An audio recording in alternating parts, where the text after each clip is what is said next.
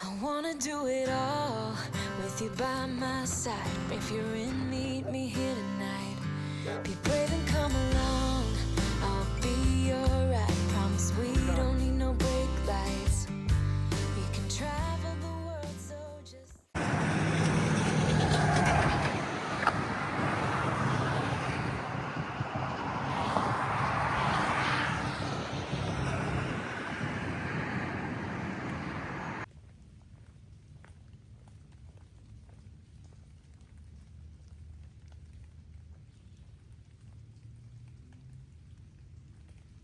Good morning.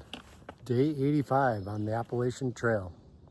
Entered the Shenandoah National Park this morning. Started around 8:20. Chicken Louise and I got dropped off by her friend Tim. And it's been overcast and foggy. And, it rained a little bit earlier this morning. It actually rained all night, I believe, which is good because they needed the rain. So I don't know exactly what I'm doing today for miles. I kind of mapped out a 17.5 mile day. Puts me at a dispersed campsite without a water source. Or I could do 20 point some odd miles to a shelter that has water. So pretty much carrying 2 liters of water again because the water sources are spread out. First one after I started, I think, is in like 6 miles. And I don't think there's another one after that for a while. Pretty close. There may not even be another one until I get to the shelter. So my pack is very heavy. I did a resupply, got a lot of food back there. And plus the 2 liters of water, I'm feeling the weight from it. Yeah, so I'll share what I see today. Thanks for watching, everybody. Have a good day. Hi, Wellington. Hi, Wellington. How are you? You on a hike? Do you have a good time? Yeah, there's a good puppy. It's like I'm climbing again. Haven't seen a ladder in a bit. McCormick Gap.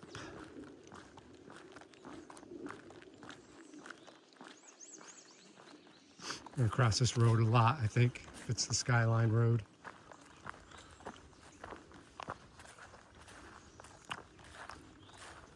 Shenny's run for, I think it's 108 miles, something like that. So I'll be in the park for a bit. A week, probably.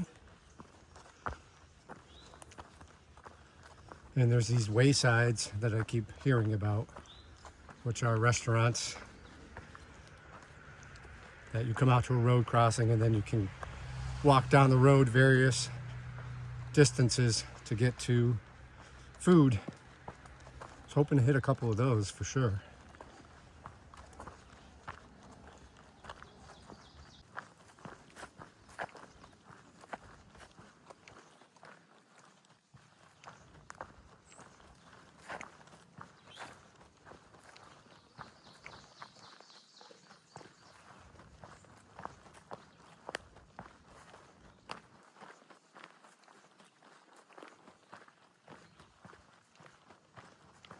That's kind of cool. I put some seats up. I assume for hikers.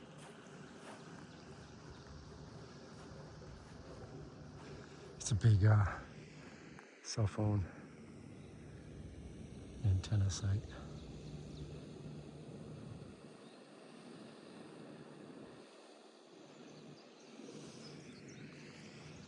Oh, that was cool though.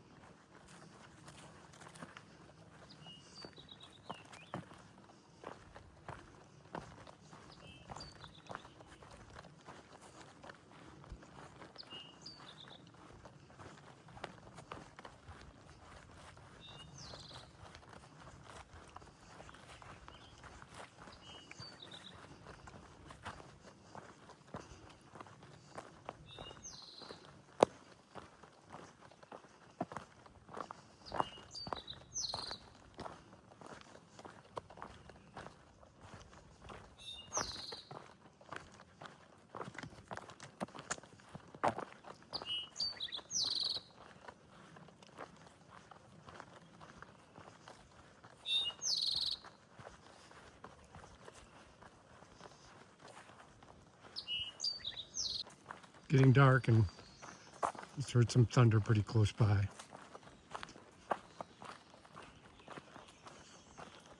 can see some dark clouds off in the distance here to my left.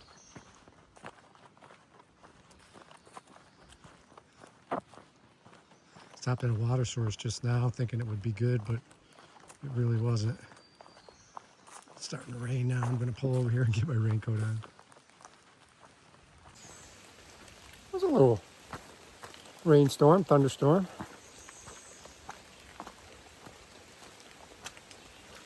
Actually, just as it started, I reached a water source that was really good. So I filled up everything, including this 750 milliliter bag I've been carrying. It's small, but I've been carrying it since I started. It's the first time I actually used it. But I think this is it for water until I get to that 17.5 mile tent site. Let's see. I have another offer too. Tim texted me a little while ago, said he got a campsite just off the AT at a paid campground. Has room for 3 tents. So he invited me to stay at that site with him and Chicken Louise, which I appreciate. I'll let him know what I decide to do. I haven't decided yet. Sawmill Run Overlook is 0.6 ahead. Just after 1 o'clock, so I'm gonna plan on stopping there for having lunch. Maybe dry out a little bit. Dry my pack out. Hopefully the sun. It was just out. I think these thunderstorms are going to be a reoccurring thing today, but hopefully it holds off long enough for me to have a nice lunch with a view. Awesome. Road here to the Sawmill Run Overlook.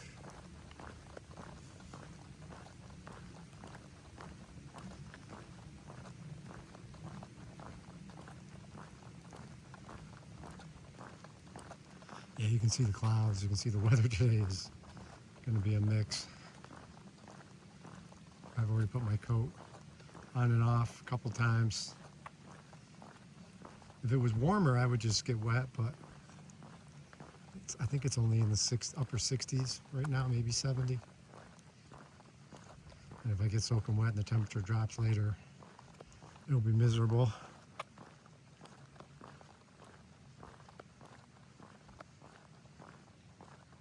I think I'm going to try to have a quick lunch here before it starts raining again.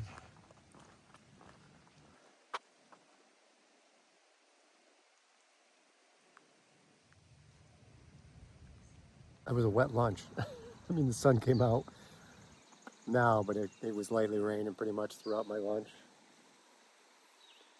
This is one of those weird days. Which is going to be partly sunny, partly rainy. But I keep pushing north.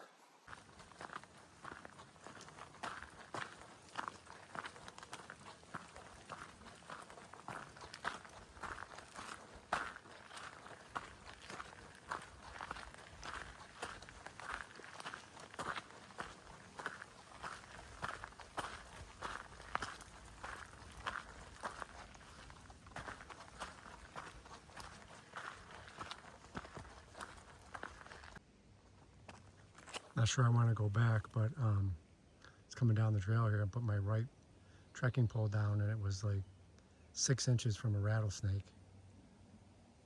Looked like a medium-sized one. Can't see him, he blends in so well, but I'm not walking back up there.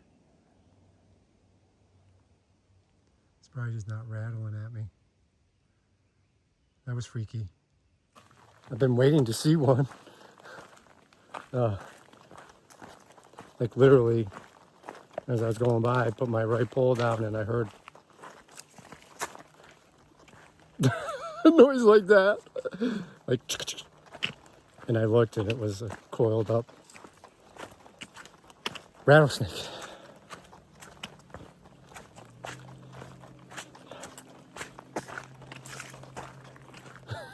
I don't know what else to say.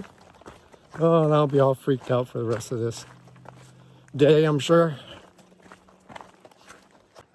Well, this was bound to happen to me eventually. I got to Turk Gap. You see these little concrete markers.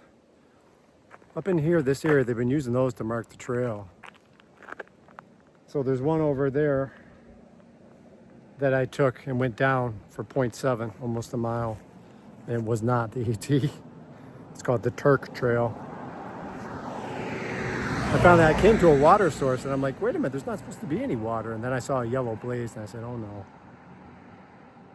So where this hiker is over here, right there, is another one of those concrete. That's the trail. My bad, my mistake. I'd added it almost a mile and a half to my day. I'm gonna get back on the right trail now. This is gonna be a different angle. I'm at mile marker 882.1, I believe. It was supposed to be a 17.5 mile day, but because I went down the wrong trail there, I added 1.4 to that. So let's just call it a mile and a half. Sorry, Sarah. So 19-mile day. Yeah. Only 17.5 on the AT. But it was kind of cool. But I saw that rattlesnake, but that was on that Turk trail that I got sidetracked on. It's really easy to do. Particularly here, they use these concrete like marker posts. And then there's a band around the post, a metal band. And imprinted on the band is like the location of things ahead and the mileage, which is really a permanent solution that will last decades, but it doesn't have that white blaze on it. It's got like an A engraved into the stone marker. But anyway, it's my fault.